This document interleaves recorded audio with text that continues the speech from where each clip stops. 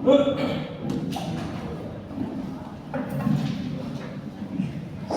warahmatullahi wabarakatuh. Alhamdulillahirrahmanirrahim. Allahumma Muhammadin wa alihi wa sahbihi ajma'in. Baik, di pagi hari ini kita akan lanjutkan perkuliahan pada mata kuliah hukum acara perdata dan peradilan agama. Pak, dan kemarin yang bahas hukum acara peradilan perdata semua kayaknya Pak. Iya, alasannya satu karena memang porsinya lebih besar. Yang kedua, apa yang ada di dalam hukum acara peradilan agama itu pada dasarnya adalah hukum acara perdata yang berlaku di peradilan umum dengan kekhususan tertentu. Jadi dia hanya bisa dilacak dengan perbedaannya. Lalu bagaimana tahu beda? Kalau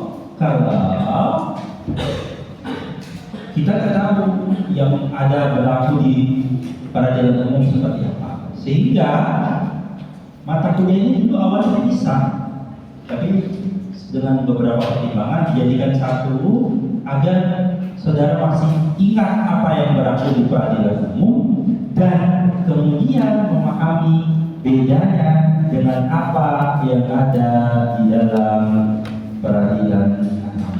Baik. Pekan kemarin saya masih ingat kita belajar terakhir tentang putusan. Kita kemarin memperhatikan tentang satu produk akhir dari peradilan, yaitu putusan hakim.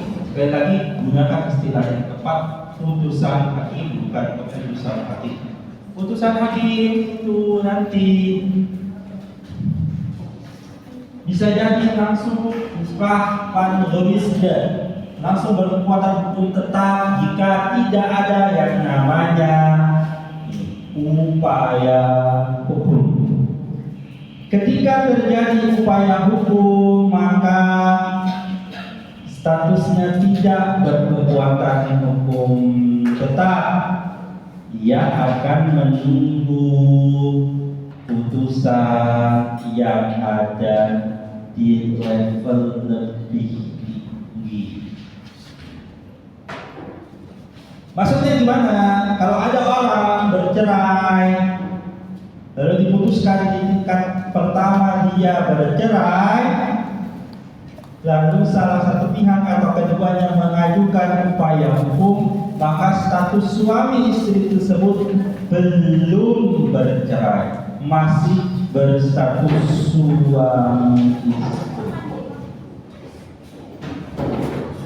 Status hukumnya itu tetap sampai nanti ada putusan di atasnya yang berkekuatan hukum tetap. Maka buka kembali materi tentang kompetensi absolut dan kompetensi relatif, yang itu ada di dalam soal UTS yang setelah saya cek kebanyakan tidak bisa jawab.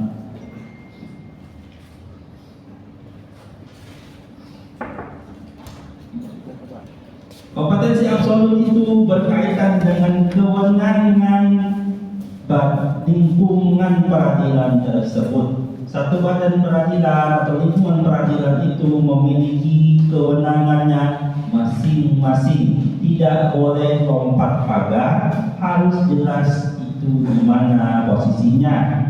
Oh, ini perkara di peradilan umum, oh ini perkara di peradilan perdata, oh ini perkara di peradilan tata usaha negara, oh ini sengketa yang bisa diselesaikan di Mahkamah Konstitusi. Maka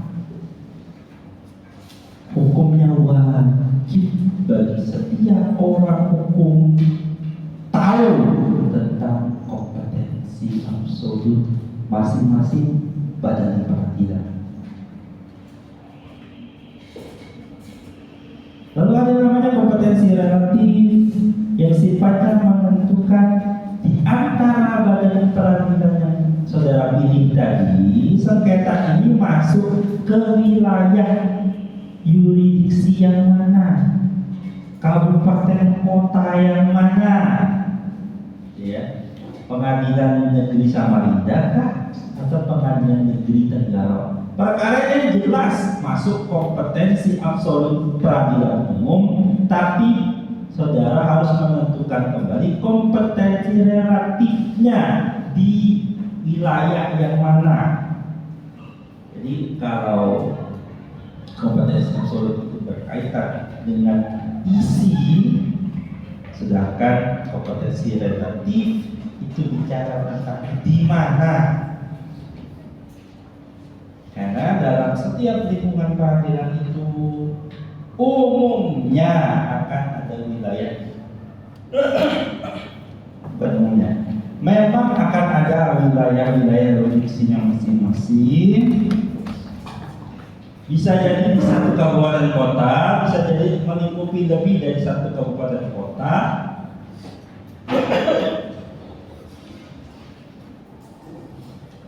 Dan sebagainya. Itu saudara harus sudah selesaikan dengan seksama dalam tempo sesingkat-singkatnya di otak masing-masing individu sarjana hukum.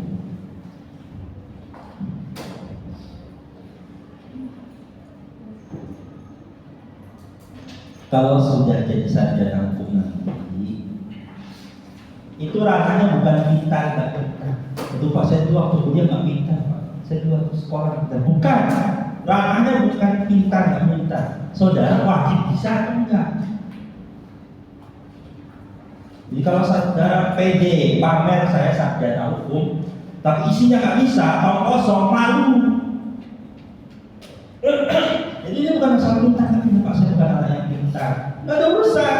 Saudara klaim saudara sarjana hukum, saudara itu dianggap, memang kalau saudara kalau ke dokter itu tanya IP-nya berapa itu, lulusnya berapa tahun, tidak. Saudara, dari dalam otak saudara, dalam keyakinan hati saudara, dokter ini tahu penyakit saya dan cara mengobati. Bisa ya, dia IPK-nya 2,5 bisa. Kuliah pas mata kuliah itu saya ketiduran, nggak paham Pak, UTS nggak bisa ngerjakan, nggak ada urusan. Saudara tidak tahu. Jadi jangan sekali lagi waktu sudah kuliah itu lupakan gaya belajar kalian anak SMP, SD, SMA itu lupakan. Yang targetnya dapat nilai bagus dan tidak. Nanti itu nggak ada gunanya itu. Mau dapat A, mau dapat B, nggak ada gunanya. Yang orang membutuhkan adalah saudara bisa apa. Nggak bisa bedakan kompetensi absolut dan kompetensi relatif. Percuma orang dapat A, IPK bagus. Percuma, malu sama gelap. Ya. Apa gunanya kita belajar itu? Nah, kalau kemarin kita lihat kompetensi absolut dan relatif, kita juga akan melihat bahwa ternyata masing-masing peradilan itu ada jenjangnya. Ada yang meningkat. Kalau peradilan umum ini, peradilan umum dan peradilan agama ada yang tingkat kabupaten kota. Nanti di atasnya tingkat kedua itu adalah tingkat provinsi. Nanti yang di akhir badan nasional di level mahkamah agung. Maka yang disebut dengan upaya hukum itu adalah proses mengajukan pada level berikutnya, kalau gampang begitu. Apakah memang bisa beda-beda? Kasus terakhir yang saya tangani beberapa hari yang lalu itu putusannya saya terima. Itu dia mengajukan gugatan perdata di pengadilan negeri. Di pengadilan negeri perkara ini putusannya NO. Bapak NO kemarin tidak dapat diterima. Malah saya. Lalu kami banding di pengadilan tinggi Samarinda. Alhamdulillah putusannya dinyatakan dikabulkan sebagian, menang. Pihak lawan itu tidak terima upaya hukum lagi. Dia upaya hukum kasasi ke Mahkamah Agung. Putusannya keluar, putusannya menyatakan putusannya ditolak, membuat satu pemohon kasasi pertama gugatannya NO, pemohon kasasi kedua gugatannya ditolak. sehingga yang dikuatkan adalah putusan di pengadilan tinggi yang mengabulkan sebagian gugatan dari permohonan. Putusannya beda-beda. Jadi ini satu sisi adalah bagian rumah yang sangat, kalau kita biasa istilahkan itu ya fair, ada peluang. Apa itu banding? Ya, itu ya, biasa kita ketahui dia mengajukan saudara tidak terima dengan putusan pengadilan tinggi pertama, saudara mengajukan banding. Boleh banding itu boleh diajukan kedua belah pihak. Boleh salah satu, boleh keduanya. Tapi ya standarnya sebenarnya itu ya salah satu. Kenapa? Yang satu menang, yang satu kalah. Yang menang apa? Banding gitu. Ya baiknya. Ini ada dasar hukumnya. Nah, silakan dicermati singkat-singkatnya saja. Saya sebenarnya tidak terlalu suka ngapalin begini, tapi biasanya muncul di soal. Pak, tidak zaman dari soal itu sampai hari ini ujian advokat itu masih pilihan ganda. Kenapa saya masih sering pakai pilihan ganda? Karena ujian advokat itu, ujian PPNS itu, ya, mayoritasnya adalah soal pilihan ganda. Masih terpakai sampai hari ini. Lalu nanti di ujian advokat itu ada esainya. Nah, esainya itu nanti akan saya banyak pakai waktu saudara nanti praktek peradilan perdata. Nanti di semester 7 atau semester 8 kita akan ketemu lagi, mungkin ada yang ketemu saya, ada yang ketemu dengan dosen lain di mata kuliah praktek penanganan perkara perdata. Di mata kuliah penanganan perkara perdata yang sifatnya sifatnya praktek. Kalau hari ini kita di mata kuliah hukum acara perdata ini adalah bicara tentang teorinya. Jadi Pak, kok banyak banget teorinya? Memang mata kuliah ini berisi mata kuliah teori. Oh enggak praktikal, iya praktiknya nanti semester 7 atau 8. Gimana mau praktek kalau teorinya tidak paham? Maka sudah wajib hukumnya memahami teorinya. Jadi sebenarnya kalau saudara nggak lulus mata kuliah, itu sebenarnya yang pertama saudara lihat, saya ini layak nggak sih lulus mata kuliah ini? Bukan yang terbayang aku ulang, harus bayar lagi, harus itu enggak. Saudara harusnya introspeksi diri, layak nggak sih sebenarnya? Atau jangan-jangan ketika saudara dapat A itu, terkadang aduh saya kayaknya nggak layak dapat A. Coba sekali-kali kalian tuh protes itu loh. Kalau merasa diri nggak layak dapat A, terus dapat A, dosennya dihubungi, Pak, kok saya bisa dapat apa? Ya, saya tunggu lah ya kayak gitu ya, dapat tawaran. Ya, nanti saya baca di D, enggak bisa dapat A, nanti saya tes, saya tunjukkan, saudara nilainya sedikit-sedikit. Layak nggak? Kalau layak, nanti dapat A. Syarat mengajukan banding pasal 66 Undang 20 tahun 1947 perkara yang dapat dimintakan itu adalah apabila nilai gugatan yang diputus itu lebih dari 100, ya bayangkan ya. Jadi ada pasal-pasal yang ini masih berlaku, berbahasa 100 rupiah. Kenapa angka 100 rupiah dulu berbeda dengan yang sekarang? Bahkan angka 10 tahun yang lalu saja, misalnya kita konversi dengan emas 10 tahun yang lalu, saya 11 tahun yang lalu saya menikah itu maharnya itu emas. Salah harga emas waktu itu saya beli waktu itu 500.000 per gramnya. Hari ini bergramnya sekitar 1,8 itu, hampir 4 kali lipat harga emas dalam waktu 11 tahun. Ya, apalagi tahun 47 angkanya itu. Bagaimana prosedur mengajukan banding? Prosedurnya adalah pertama menyatakan banding. Nanti akan dibuatkan akta banding. Akta bandingnya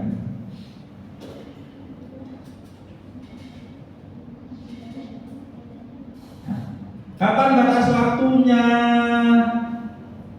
Tenggat waktu pernyataan mengajukan pernyataan itu tidak perlu berkas apa-apa, hanya menyatakan akan banding. Itu berkasnya 14 hari sejak putusan dibacakan. Apabila hadir, Pak, kalau persek gitu, putusannya orang nggak hadir, maka sejak pemberitahuan putusan itu diberikan. Jadi 14 harinya itu dilihat apakah dari dia hadir atau tidak.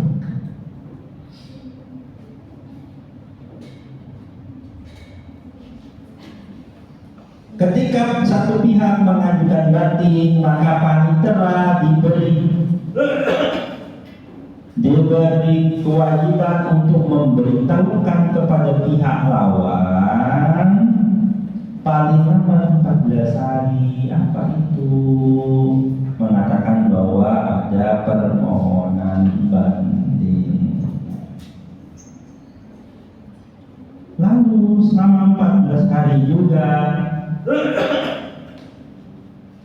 maka 14 harinya beda-beda ya. 14 hari bagi yang hadir tadi, maka ketika dia mengajukan akta banding, maka 14 hari dari akta banding itu si pemohon banding diberi waktu untuk mengajukan yang namanya memori banding. Hukumnya tidak wajib, berhak saja.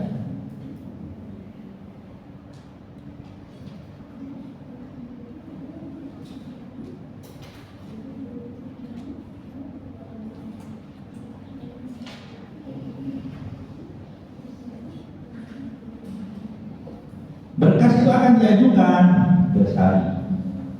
Ya, pada dasarnya sebenarnya tidak ada batas waktu. Nah, tapi kan berkasnya itu diantaranya kan 14 hari. Kalau tidak diantar, tidak berarti gimana bisa dapat berkas memori itu. Jadi biasanya standarnya adalah 14 hari. Oke.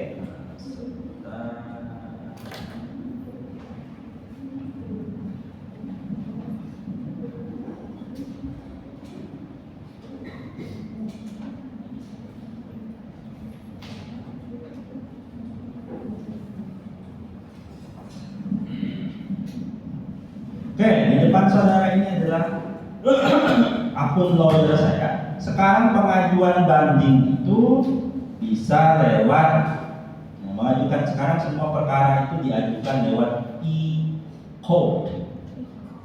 E-code. Bahasa Indonesia begitu. Tapi ketika saya ke pengadilan, Pak, saya tanya seorang petugas, saya mau ngecek di e-code, ya. Mencoba spasi saya bisa. Ya. Apa kata petugas? Apa? E-code? Oh, ekor. Ya, itulah jadi kalau kemarin bilang aja ekor. Ekor. Nah, terus saya bilang. Soalnya dulu sama saya waktu itu tahun 2018 begitu, pertama kali ada namanya Pertalite. Saya belilah. Orangnya saya bilang, Pak, Pertalite-nya Pak, ini pertama dulu waktu itu. Seingat saya, berapa kali saya beli Pertalite-nya Pak 20.000 waktu itu. Dia ngomong, Pak, ini tuh Pak, oh Pertalite. Ya, kadang kita harus menyesuaikan saja, tidak usah terlalu sok-sokan Inggris. Itulah, pokoknya bahasa itu kan sebenarnya yang penting kita tahu aja. Bule itu kalau ngomong bahasa Indonesia juga ngawur kok. Kita ngomong bahasa Indonesia harus bagus-bagus. Baik, ini ada pengajuan gugatan. Saya kasih contoh saja biar kalian. Ini salah satu gugatan yang pernah saya ajukan ya, terakhir. Nih, ada bahwa ini putusannya sudah diberikan. dapat diajukan paling lambat 1 tadi mengikuti litigasi. Paling lambat tuh. Ya, jadi ada 14 harinya itu apa? Hari kalender. Dulu ada perdebatan 14 hari itu 14 hari kerja atau 14 hari apa? 14 hari. Ya, jadi hitungnya di situ. Gugatan perkaranya ini klien kami, saya pintaskan saja. Putusannya mana ya? Putusannya nih. Putusannya mengadili, menolak. Oke. Ini gugatan saya ditolak, tidak dapat diterima dalam provisi dalam pokok perkara di NO. Gugatan tidak dapat diterima. Banding. Nah, bandingnya di sini. Daftar banding. Nah, yang mengajukan banding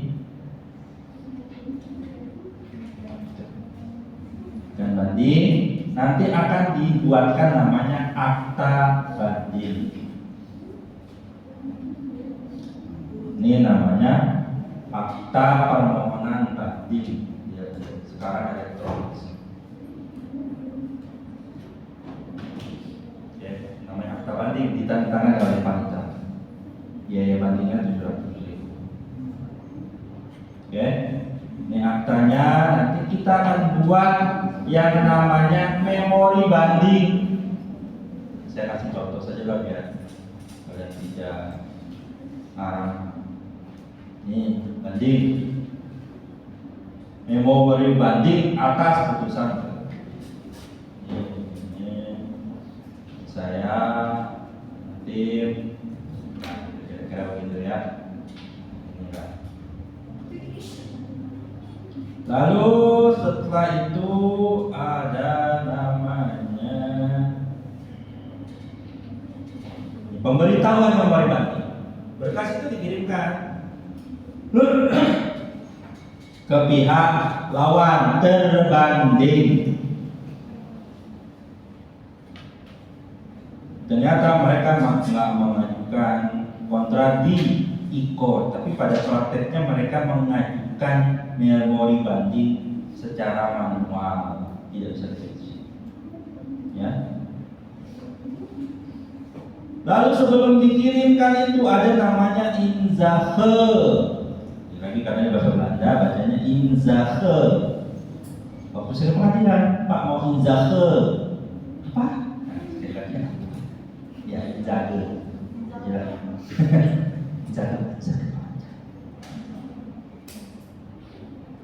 Ya, ini ada putusan bandingnya. Saya mengajukan banding kapan? Juli, di bulan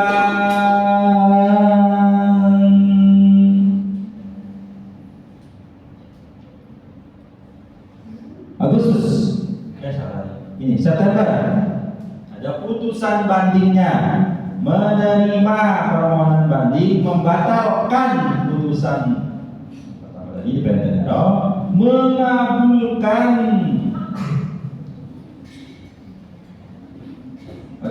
untuk sebagian kira-kira itu gambarnya. Dan saudara punya gambaran tentang banding.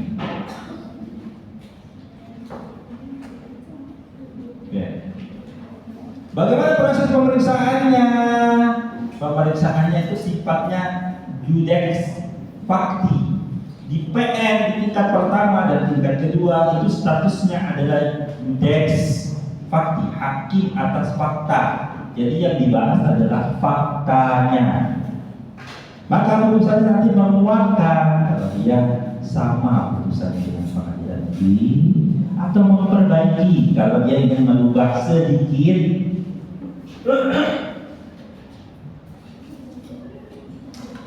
Kalau dia beda gimana? Membatalkan seperti putusan yang tadi saya tampilkan.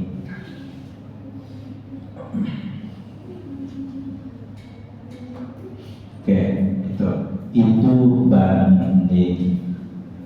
Singkat-singkat aja, soalnya aja yang banyak ya. Lalu ada yang namanya kasasi. Atas putusan yang tadi ini, yang tadi saya dibanding dari menang itu pihak lawan tidak terima, maka dia punya hak mengajukan kasasi. Tapi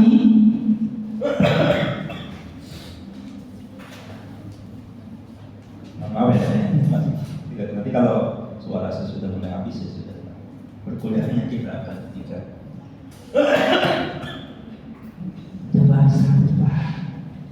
jangan kalian ya, kelar aja kalau sebab.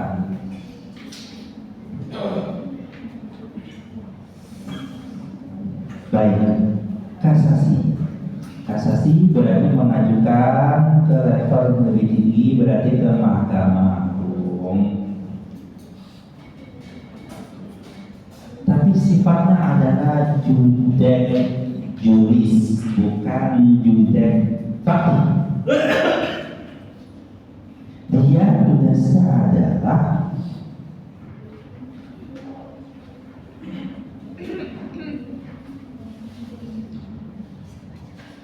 mengajukan permohonan kepada Hakim Agung untuk mengecek penerapan hukum.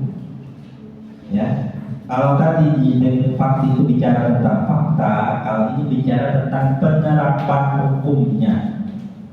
Pak, dia tidak berwenang sebenarnya, tapi pengadilannya menganggap berwenang, minta gitu. Yang mulia itu salah, yang mulia salah menerapkan hukum, atau hakimnya itu hakim pengadilan tinggi itu atau pengadilan negeri itu telah melanggar hukum.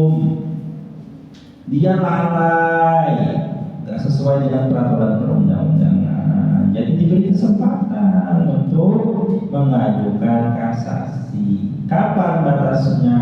Sama 14 hari.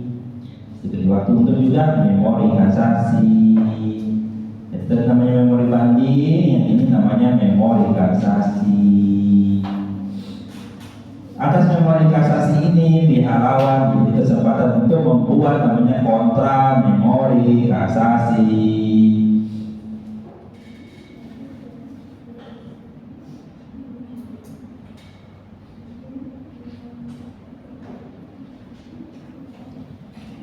Pengajuannya diajukan baik tulisan maupun tertulis kepada panitera, lalu dibuat akta permohonan kasasi. Paling lambat diberitahukan kepada pihak lawan selama 7 hari. Perkara ini tadi itu diajukan namanya kasasi. Pihak nama itu mengajukan kasasi. Jadi saya dari kawan-kawan kuasa hukum dari yang termohon kasasi.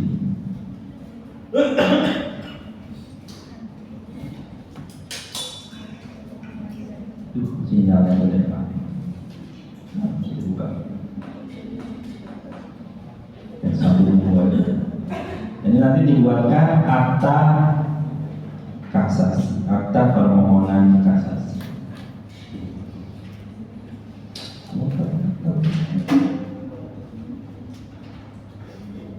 Ya, sudah tinggal sedikit.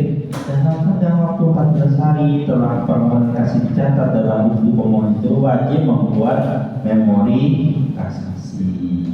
Memori kasasi ini hukumnya wajib. Ya, salinan baru diberikan kepada pihak lawan paling lambat 30 hari. Pihak lawan berhak, beda ya, ini wajib, ini berhak mengajukan kontra memori kasasi. Berhak saja. Setelah itu, pengadilan negeri mengirimkannya ke mahkamah. Oh, pengadilan negeri Pak, enggak lewat pengadilan tinggi. Proses mengajukan banding itu juga diajukan di pengadilan negeri. Berkasnya dikirim ke pengadilan tinggi.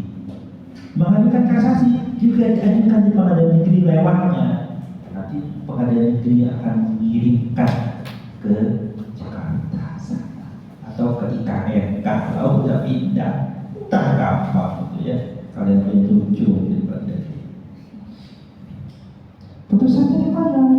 Mirip-mirip tadi lah, tidak dapat diterima, ditolak, dikabulkan ya. Bisa jadi permohonan kasasi diterima, lalu tapi isinya dikabulkan sebagian. Saya kasih contoh. Ya. Ini kasasinya tadi, lanjut detail kasasi. Diajukannya di PN dalam kan?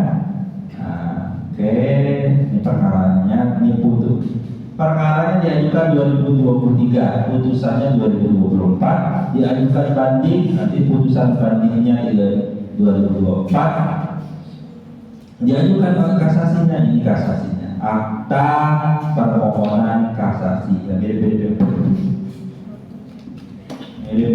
akta banding nanti.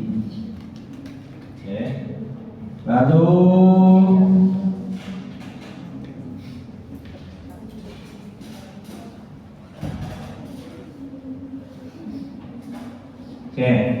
setelah itu diberikan pemberitahuan. Jadi ada kasasi diberitahukan kepada kami.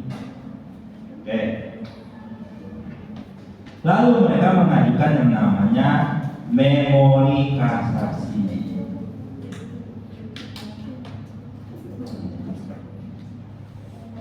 Ya, diajukan ke Mahkamah Agung melalui pengadilan negeri. Senyum ini melalui berata dan sebagainya, kira-kira begitu.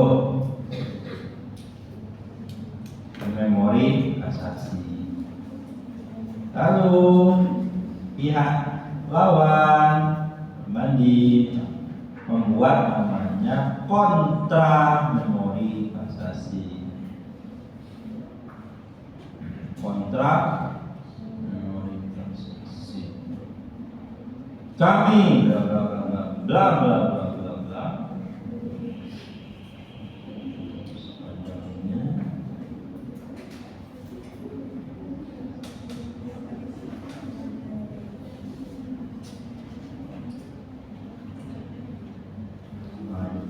Lalu ada namanya inzake itu dikirimkan Desember ke Mahkamah Agung, putusannya April 2025. Namanya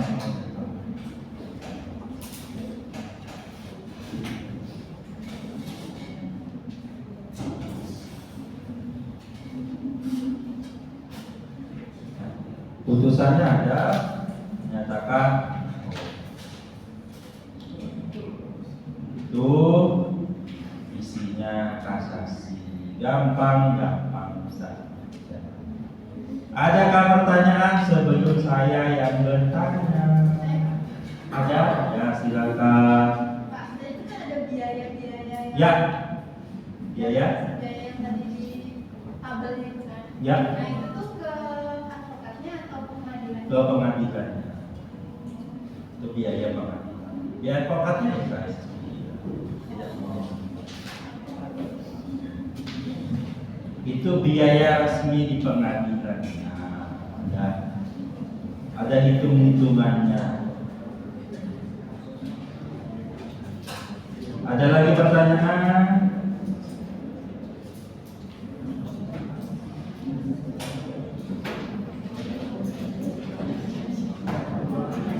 Ada pertanyaan? Tidak ada, maka saatnya saya bertanya.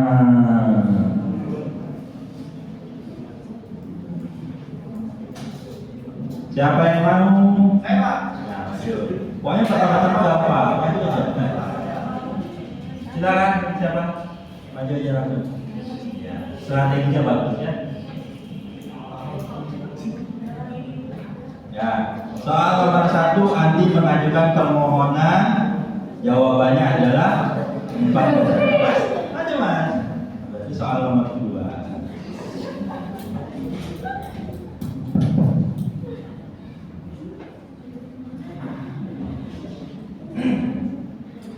Budi mengajukan permohonan kasasi, namun ternyata memori kasasi yang diajukan tidak memenuhi syarat formal yang ditentukan oleh undang-undang. Apa yang dilakukan oleh panitia pengadilan tingkat pertama?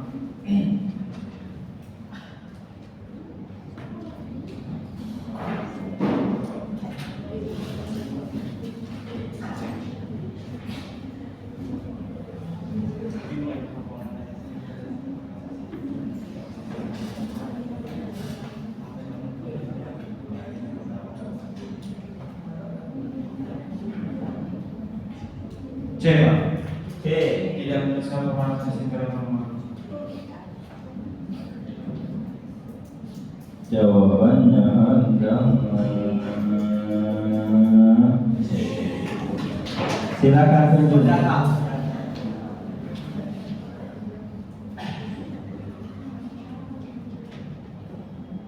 Najwa, Pak. Oke, silakan. Soal nomor 3.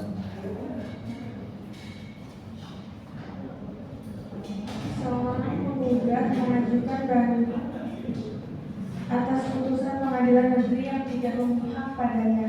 Setelah mempelajari persyaratan banding, apakah syarat utama yang harus dipenuhi dalam mengajukan banding?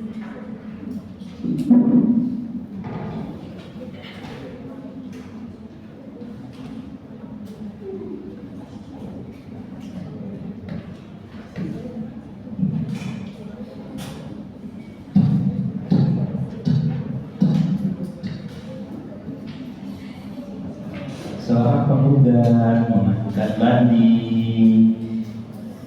Setelah mempelajari persyaratan banding, apa syarat utama yang harus dipenuhi dalam mengajukan banding?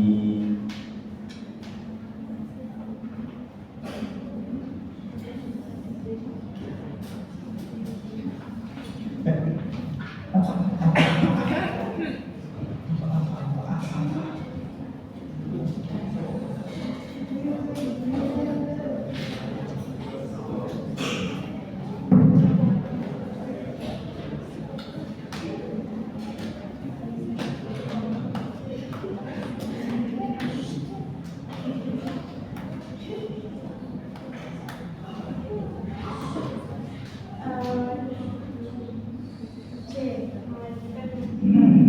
Mengajukan bukti baru. Jawabannya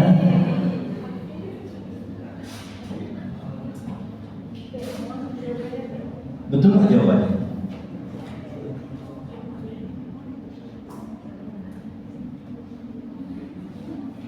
Saya tidak terlalu sepakat dengan jawabannya. Ini bikin AI. Yang jawaban paling utamanya itu sebenarnya syarat utamanya adalah menyatakan banding. Tapi menyatakan banding itu harus diikuti satu perbuatan yang sangat materialistis, yaitu apa? Bayar. Nggak bayar, nggak diproses. Ini bukan dalam makna konotatif. Memang untuk mengajukan banding itu nanti akan keluar biaya resmi itu. Pakai ikon ini mengajukan di sini nanti ada biayanya. Ajukan banding. Jadi soal ini jawabannya kurang tepat. Ini banding sini mengajukan banding ditambah banding.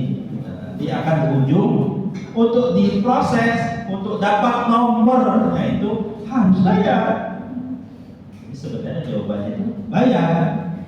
Kenapa? Karena memori banding ini hukumnya apa tadi hukum banding? Memori hukum banding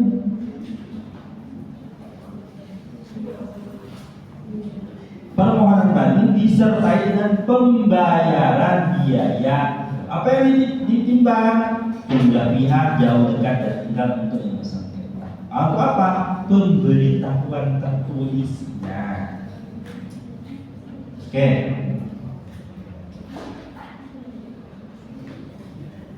Walaupun tidak hari pemohon berhak mengajukan mohon banding. Jadi jawaban atas soal ini harusnya adalah bukan AI itu tidak sepintar dugaan nanti. Maka yang bisa membedakan user yang bisa menggunakan AI itu harus orang yang pintar. Itu mau nggak mau, itu nggak ada pilihan. Kenapa? Karena bagaimana tahu kesalahan AI-nya? Kalau kalian sendiri nggak tahu. Jangan dikira AI itu pintar sepintar-pintarnya. Ya, bagus juga. Saya sengaja kayak gitu, ya, saya bisa menemukan hal yang lain. Soalnya Mbak ya, jawabannya tetap salah. Soal nomor 4. Silakan dijawab lagi. Boleh dijawab sendiri, boleh minta bantuan temannya.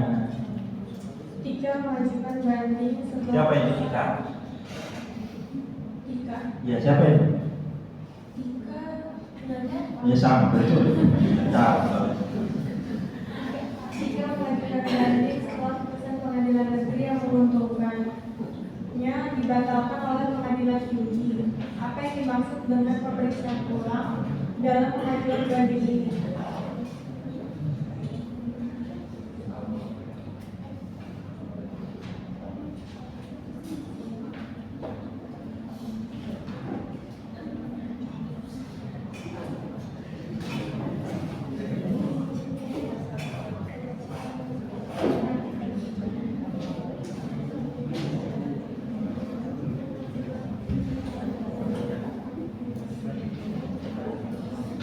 Alpha Bravo Charlie Delta ABCD ais batu campur Durian.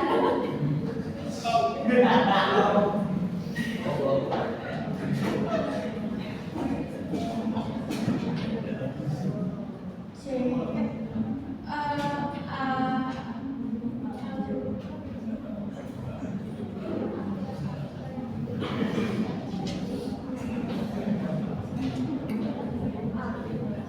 Alpha. Maka betul, jawabannya betul. Karena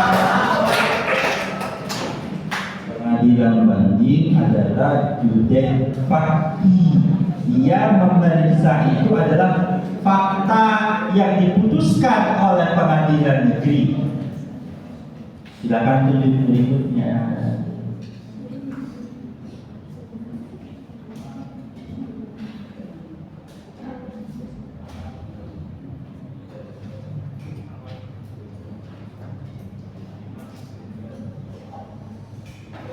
Bukan milih jodoh, jadi lama-lama. Sumi. Oke, lanjut.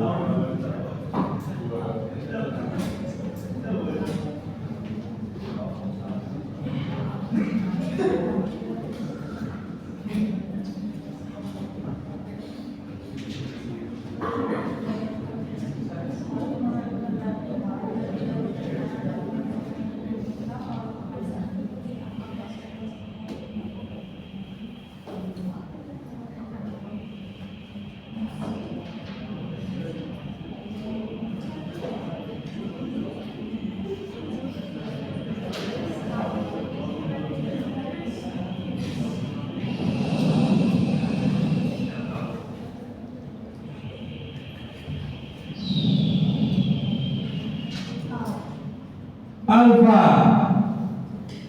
Pada betul yang Oke. Walaupun tidak dijelaskan ini kita dokumen apa, tapi secara tidak langsung kita menyarankan berarti itu dokumen-dokumen yang penting, misalnya kalau ada puasanya dicatat surat puasanya.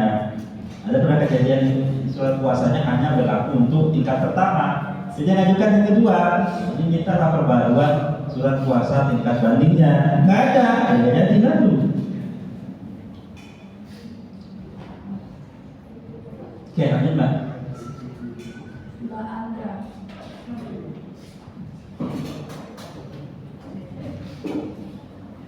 Oke, soal nomor 6.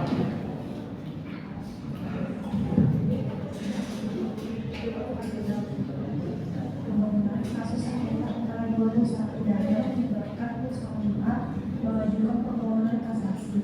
Dalam proses kasasi, Mahkamah Agung menilai adanya kesalahan dalam untuk putusan kasasi yang mungkin dikeluarkan oleh Mahkamah Pengadilan Negeri.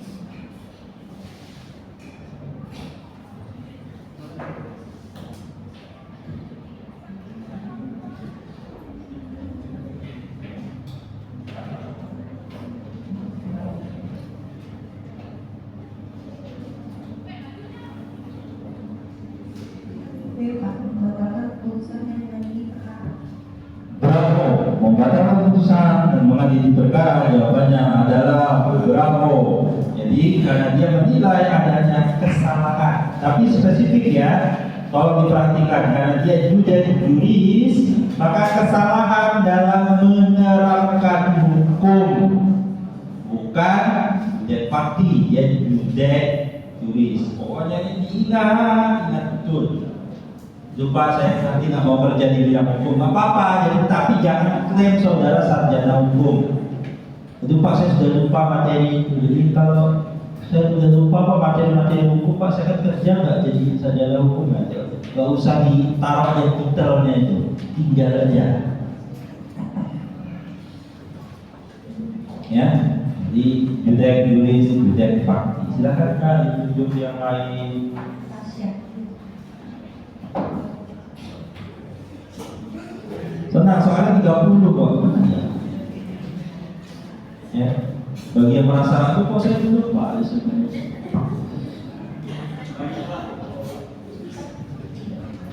Kurang 30, saya bikin lagi yang bikin AI.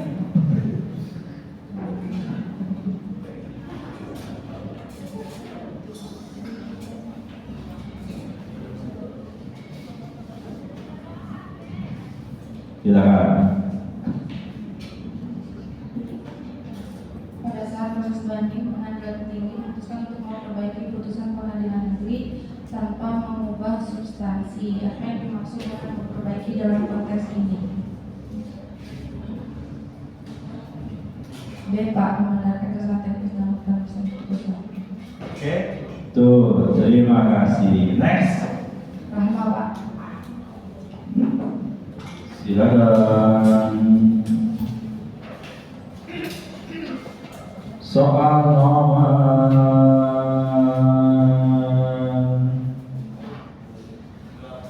8. Namun mengajukan kasasi setelah putusan pengadilan tinggi yang tidak menyebutkannya. Apa yang dimaksud dengan syarat formal dalam pengajuan kasasi menurut Perma Nomor 1 Tahun 2001?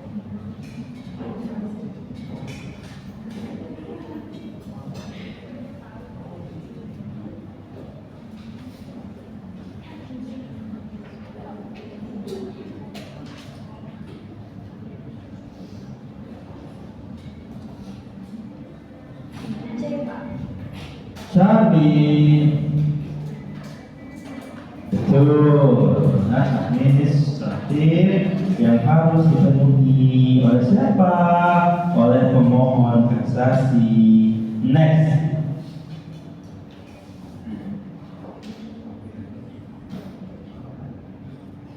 Fitriana. Dimanapun kau sembunyi, duduk paling belakang, kita pakai kelihatan. Soal nomor 9.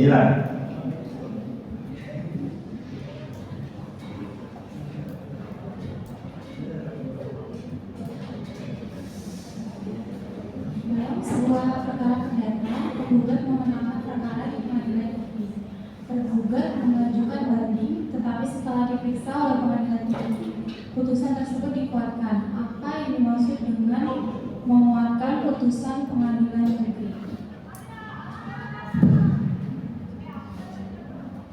Kasih vitamin, jadi kuat.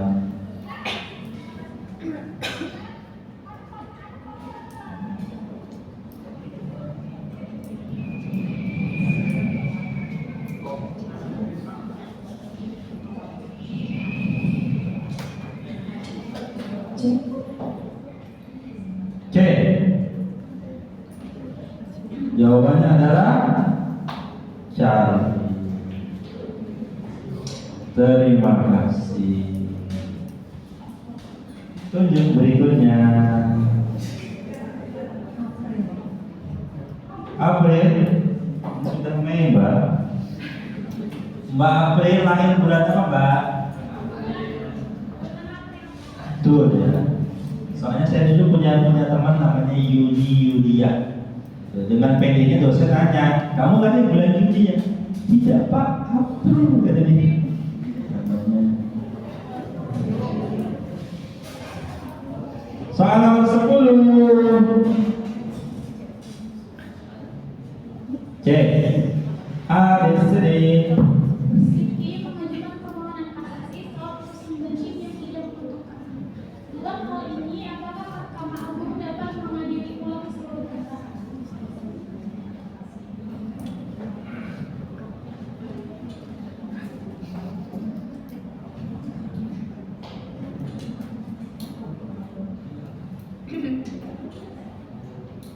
Jawabannya C. Jawabannya C. Apakah betul? Jawabannya adalah tidak bisa. Hanya karena dia juris yang dia bahas adalah penerapan hukumnya saja. Jadi dia bisa kali nanya saksi lagi dan bisa menambah bukti dan sebagainya. Ya, jawabannya A. Apa itu? Lalu apakah kata kuncinya? Buatkan yang lebih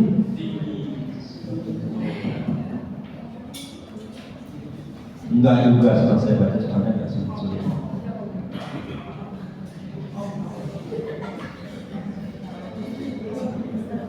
Seorang penggugat mengajukan kasasi soal putusan banding yang merupakan putusan pengadilan negeri yang tidak menguntungkannya. Dalam hal ini, Mahkamah Agung memutuskan bahwa terdapat kesalahan dalam penerapan hukum oleh pengadilan sendiri.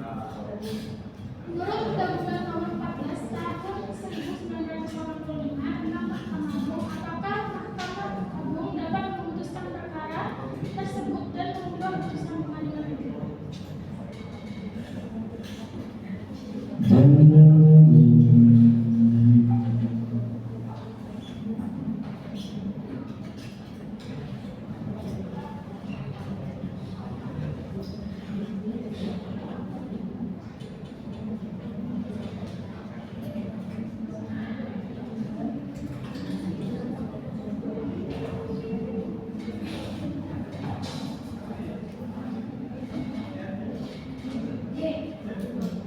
Alba, bravo.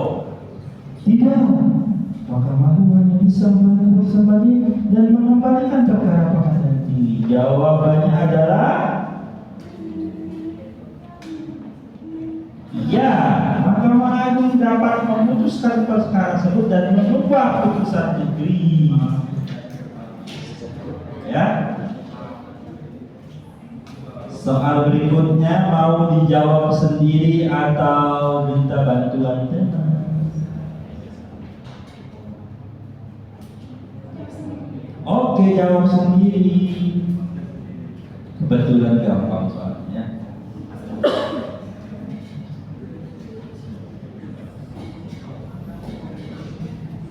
Berdasarkan Perma Nomor 1 Tahun 2000 tentang permohonan kasasi terhadap apakah yang dimaksud dengan kesalahan formil dalam permohonan kasasi?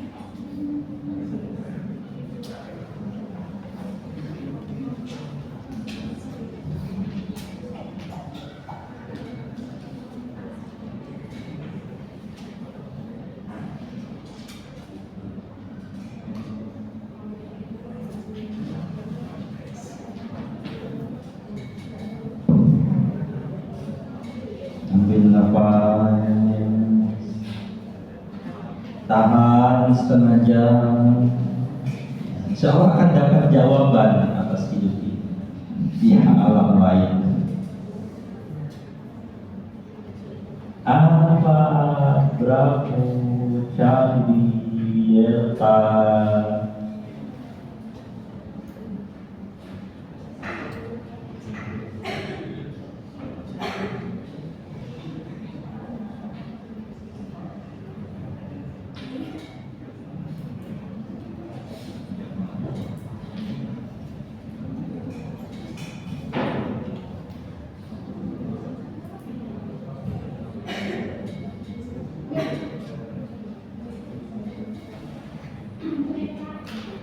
Berapa? Berapa? Berapa? Yakin? Gak mau juga lagi. Yakin? Yakin banget nih? Yakin?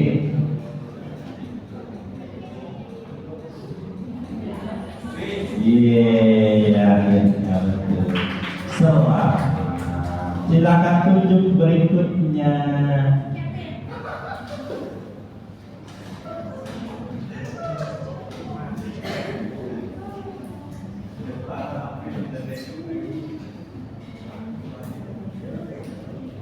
Oke, soal nomor 3. Oke, silakan.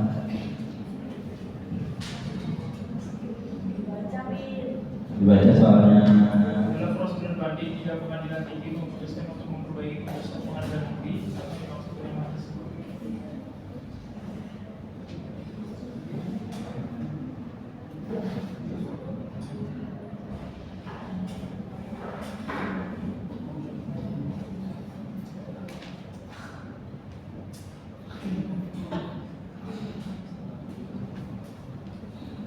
Bebas memperbaiki kesalahan teknis dalam pemeriksaan keputusan.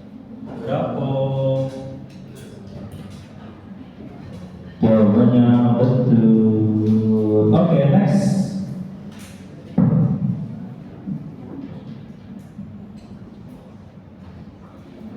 Agi, Pak. Mana? Soal nomor 4.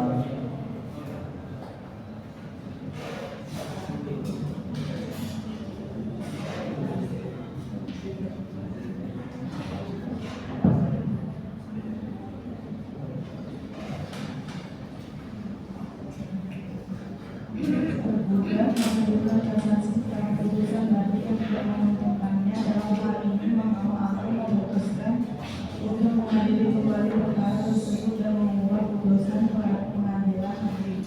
Apakah yang menjadi dasar hukum Mahkamah Agung untuk mengambil keputusan tersebut?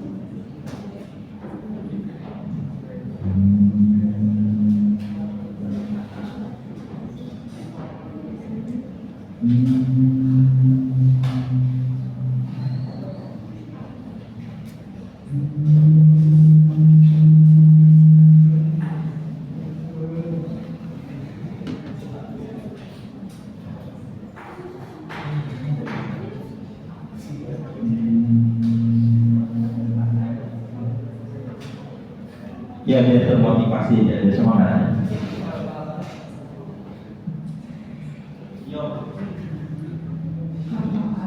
Apa? Jawabannya? Jawabannya adalah delta. Berikutnya silakan soal nomor 5 dicoba lagi. Ya, hampir sama. Ada proses banding, menggugat tidak mengajukan bukti baru yang dapat mempengaruhi substansi putusan pengadilan negeri. Dalam hal ini apa yang mungkin menjadi pertimbangan pengadilan negeri dalam memutuskan perkara tersebut?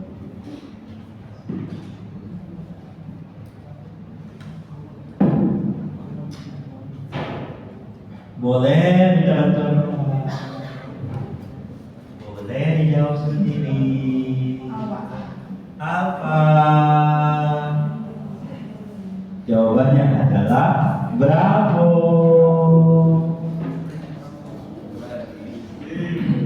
Soal nomor berikutnya mau dijawab sendiri apa butuh bantuan teman?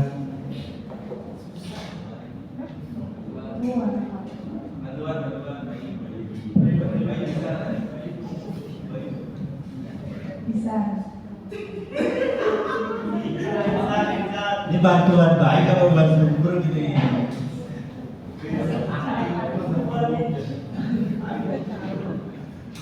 Silakan coba. Soalnya dibaca. Itu akan mengajukan banding dan kemudian diajukan ke Mahkamah Agung melalui kasasi. pribadi sebelumnya, apa yang menjadi alasan utama Mahkamah Agung untuk melakukan hal tersebut?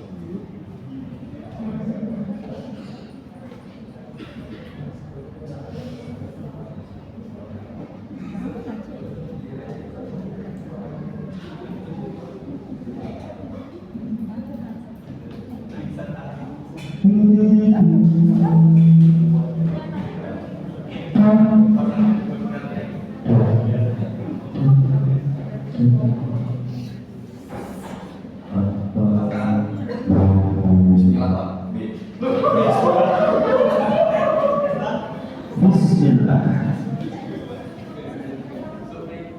Betul. Ini kan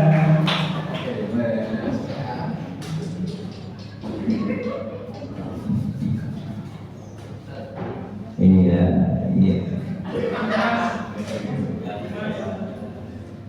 Yang Pak.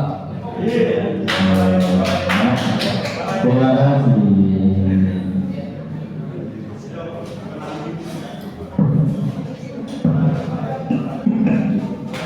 Soal nomor 7.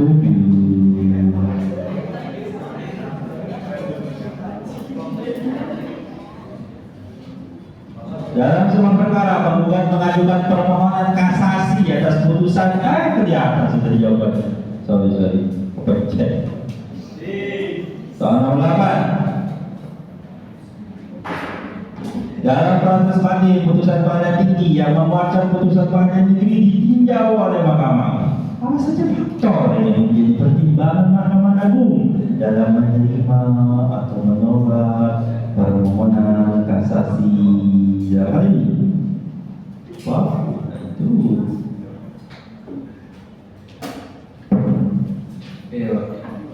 apa? Bravo. Apakah betul? Jawabannya adalah bravo. Oke, silakan tunjuk berikutnya.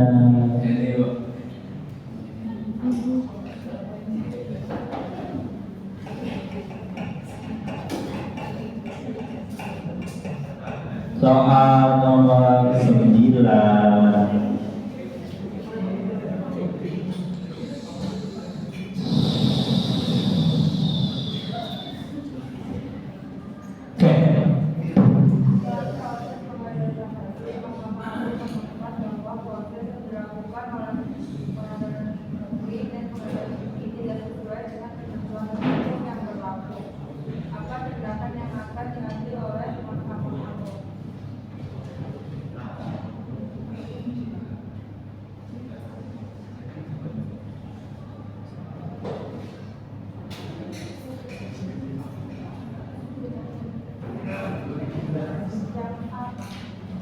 Alfa, apakah betul? Yes. Soal terakhir, siapa yang menunjuk?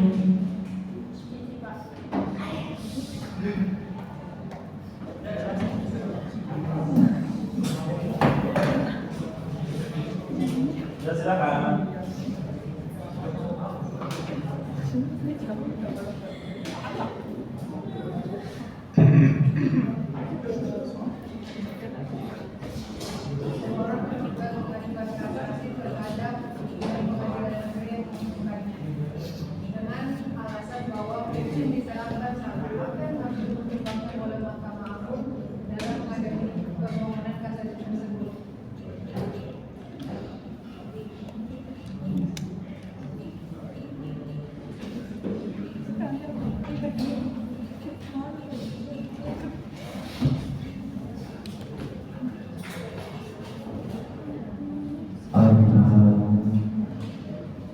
Beda. Caci.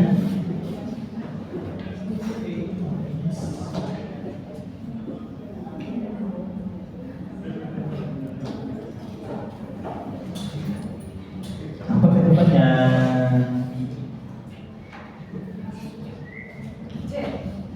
Cari. Yakin? Yakin banget?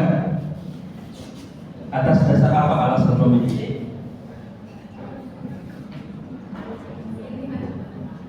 Jawaban nggak ada. terpilih.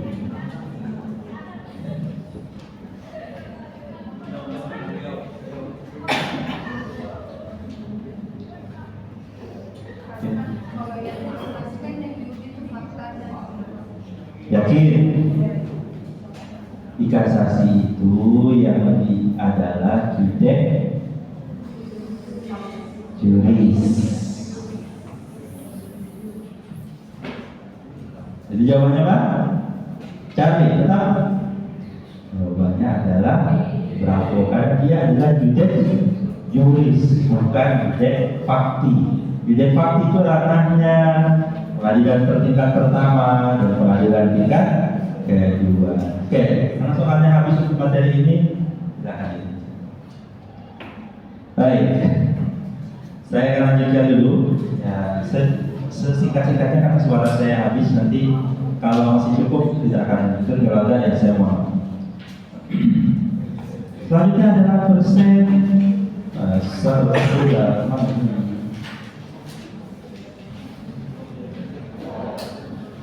persen PK dan model Z. Z adalah upaya hukum yang dapat diminta oleh salah satu atau kedua belah pihak dalam putusan yang sifatnya per stek. Putusan per stek apa? Putusan yang tidak dihadiri, perkara yang tidak dihadiri oleh salah satu pihak.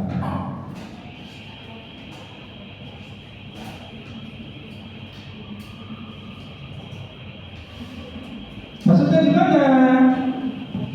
Ini diajukan kembali ke pengadilan negeri yang sama.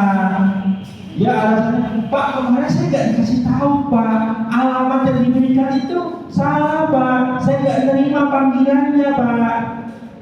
Ini sering kejadian itu adalah perkara cerai. Karena alamatnya sama, istrinya kan bukan cerai. Ya, waktu diantar itu di rumah suaminya nggak ada. Jadi statusnya sudah diterima, tapi suaminya nggak tahu kalau ada surat itu. Hati-hati kalian ya. Suami kalian itu dikirimkan ke alamat yang lain. Jadi pemberitahuannya itu nggak nyampai. Diajukan, jadi namanya adalah pelawan.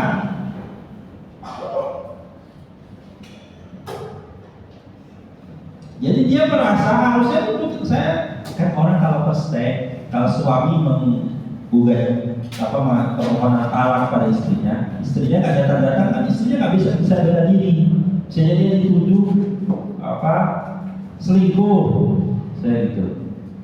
Dia nggak datang karena nggak tahu, karena nggak bisa bela diri, pengadilan melihat bukti-bukti yang ada dia putuskan, dia tuh menjatuhkan talak ya dengan dasar tadi perceraian selingkuh. Tapi ternyata istri komen, kok saya itu bilang selingkuh? Ya, gitu ya. Dia mengajukan perlawanan. Makanya 3 hal ini adalah satu upaya hukum yang tidak biasa. Dalam teori sering disebut upaya hukum luar biasa.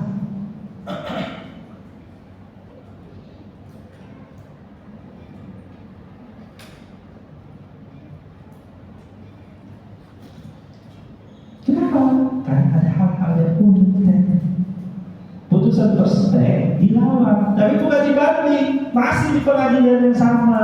Kemarin persteknya itu nggak sah, kira-kira begitu. Ya, coba saja.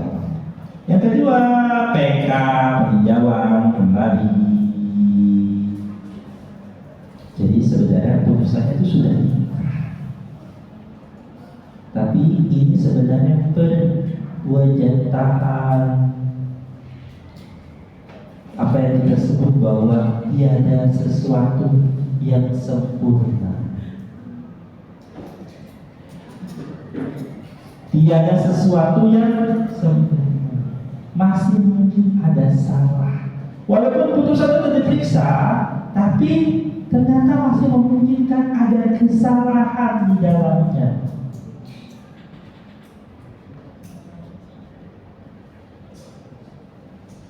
Tapi yang catatan, permohonan PK itu tidak menangguhkan atau menghentikan putusan. Misalnya sengketa memperebutkan rumah dimenangkan oleh penggugat ingin mengeksekusi rumah itu, ingin meratakan tanah itu, rumahnya dibongkar. Walaupun ada pengajuan PA, maka rumahnya tetap dibongkar kalau putusannya memenangkan si penggugat yang meminta untuk dibongkar. Selama, kenapa? Karena dia sudah ingkrah. Ingkrah apa? Domisili. Bedanya kalau dia masih dibanding dan kasasi, dia belum ingkrah sehingga eksekusi tidak bisa dilakukan. Sedangkan sudah putusannya ingkrah, baik ingkrahnya di tingkat 1, tingkat 1 bisa ingkrah ketika apa? Ketika tidak ada upaya banding. Tingkat 2 boleh bisa ingkrah bisa ketika tidak ada upaya banding. Tapi kalau masih sampai kasasi, maka dia sampai putusan kaki kasasinya nanti itu baru keluar, baru diingkrah. Dan kan dia sudah ingkrah, maka dia tidak menunda eksekusi. Ada lagi dikata Prof. Tikno, upaya hukum terhadap putusan tingkat akhir dan putusan dijatuhkan di luar adil yang tidak lagi terbuka kemungkinan untuk mengajukan perlawanan. Kalau ini kan masih ada perlawanan. Kalau ini sifatnya sudah ada perlawanan, tapi tetap ternyata bisa. Alasannya apa? Mari kita lihat. Apabila putusan pada satu kebohongan, ada saksi yang jadi saksinya ada banyak orang, tapi ternyata terbukti saksinya itu ngarang, nipu, bohong, botek, apa ini? Dusta, kadap, kau berdusta.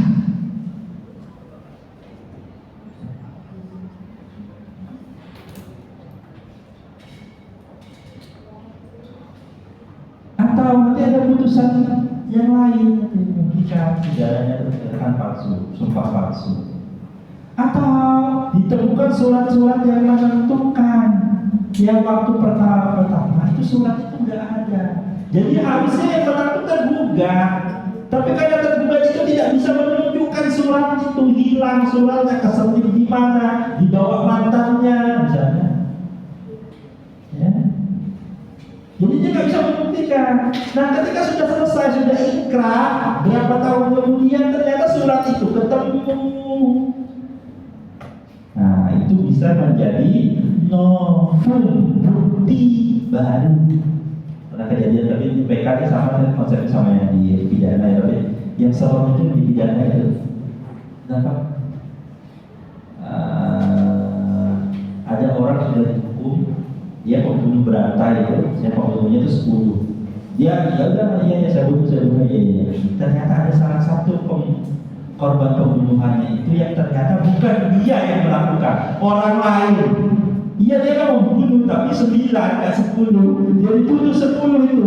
Dan polisi dia menganggap aja ini pembunuhan berantai. Padahal ternyata salah satu dari 10 pembunuhan itu, satu korban itu bukan korban dia. Pelakunya masih bebas di luar sana. Nah jadi dia bisa jadi PK untuk perhatian itu. Tahu dengan ya? Ya itu salah satu. Yang makanya terlepas dari urusan agama ada hukuman mati atau tidak, hukuman mati itu ada resiko. Dan resikonya satu yang paling besar adalah ini.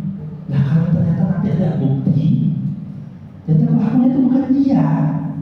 Masalahnya orang itu udah dieksekusi, udah mati. Kalau orang di penjara bisa dikeluarkan dari penjara.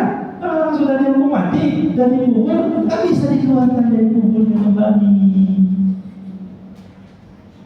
Itu salah satu tantangan ya, terhadap hukuman mati. Maka hukuman mati itu kalau mau diterapkan harus dengan bukti yang sangat jelas, tidak terbantahkan lagi. Bahaya itu karena ada potensi. Apabila telah dikabulkan satu hal yang tidak dituntut atau bahasa lainnya ultra petita. Apabila antara pihak-pihak yang sama mengenai sesuatu yang sama atas dasar yang sama oleh pengadilan yang sama atau sama tingkatannya telah diberikan putusan yang bertentangan. Sakit ada putusan bertentangan, ini bisa dilakukan PK. Apabila mengenai sesuatu bagian dari tuntutan belum diputus tanpa pertimbangan. Makanya ada asas kebaratnya bahwa putusan itu harus dengan pertimbangan. Kenapa ini? Ketika dia tanpa pertimbangan bisa dijadikan alasan peninjauan kembali. Apabila dalam satu putusan terdapat satu kekhilafan hakim atau kekeliruan yang nyata,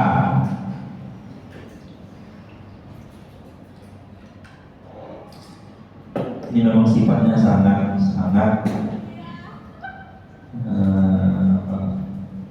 luas.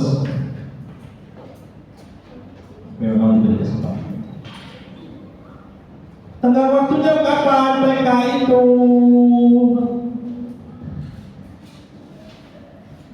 Mulainya ya sejak putusan ada. Kalau itu bukti baru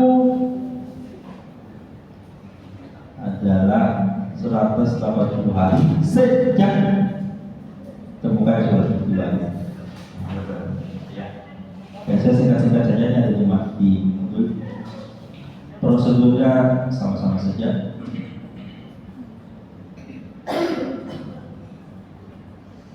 Ada memori PK, antara memori PK. Ya. Ada lagi namanya DD per Z. Apa ini? Jadi yang sengketa itu antara si A, si B, dan si C.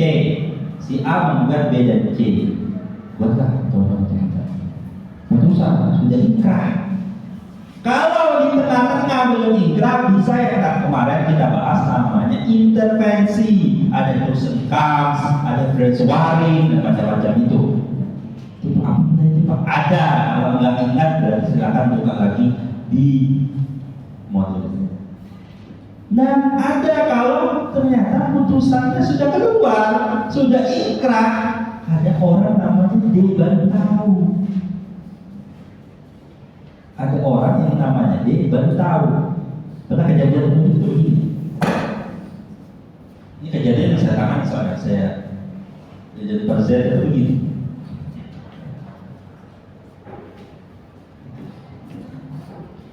Ada ya.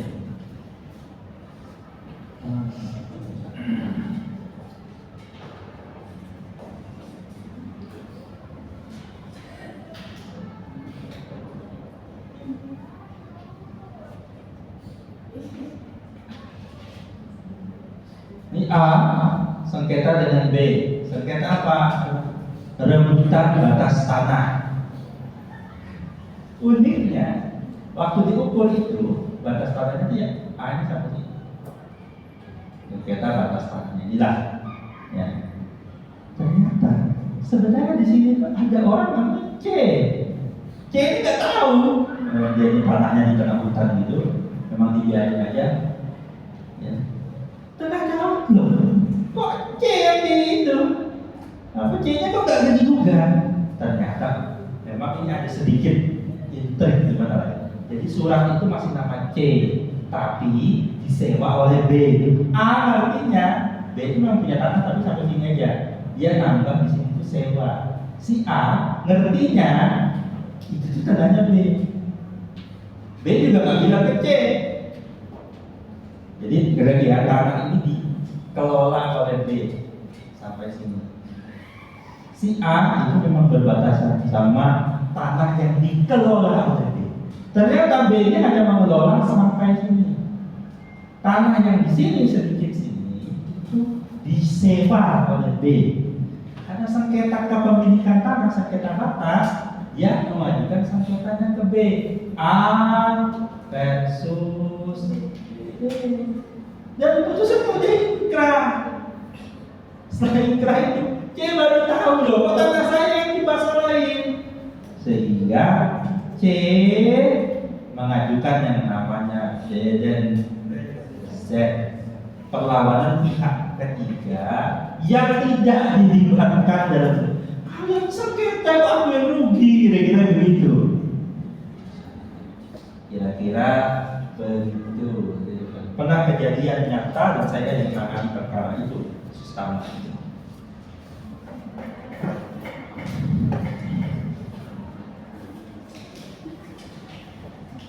Dengan apa? Dengan alasan asas putusan hakim itu hanya mengikat pihak yang berperkara. Berarti kalau ada putusan kalau tadi perkara tadi hanya mengikat A dan B, C itu tidak tunduk pada putusan itu. Oleh karena itu dia merasa dirugikan, mengajukan namanya perlawanan. Maka putusan yang sudah diikat itu bisa direvisi sepanjang berkaitan dengan pihak ketiga itu. Ini ada sitanya dan sebagainya. Sebenarnya saya mau meneruskan, tapi bacaan saya sudah sangat gagal dan tidak bisa. Jadi saya mohon maaf lah ya. Yes, kemudian ya, saya mohon maaf ada materi yang belum tersampaikan yaitu ini eksekusi. Silahkan baca sendiri, ada videonya juga di bawah. Dan ini di pekan depan kita akan sudah berpindah, tidak lagi belajar peradilan umum, kita akan masuk ke peradilan agama. Demikian, saya akhiri. Assalamualaikum warahmatullahi wabarakatuh.